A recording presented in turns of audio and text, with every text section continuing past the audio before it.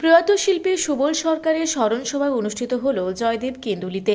সম্প্রতি কিছুদিন আগেই প্রয়াত হয়েছেন জনপ্রিয় গীতিকার, সুরকার ও শিল্পী সুবল সরকার।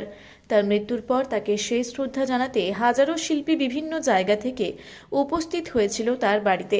14 ডিসেম্বর বীরভূমের জয়দেব কেন্দুলির সহজ মানুষ সেবাশ্রমে প্রয়াত শিল্পীর স্মরণসভা অনুষ্ঠিত হলো। এদিন প্রথমেই তার ছবিতে মাল্যদান ও পুষ্পার্ঘ্য নিবেদন করে শ্রদ্ধা জানানো হয়।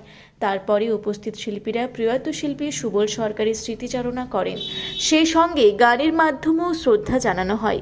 এই শ্রদ্ধা জ্ঞাপন অনুষ্ঠানে শিল্পী বাদল পাল, চিরঞ্জিত ব্যানার্জি, নয়ন দাস, জিৎ দাস, সন্ধ্যারানী বাউল, রূপা বর্মা, সুবল সরকারের স্ত্রী যশোদা সরকার সহ পশ্চিমবঙ্গ এবং ঝাড়খণ্ড সহ দূর দূরান্তের শিল্পীরা উপস্থিত ছিলেন।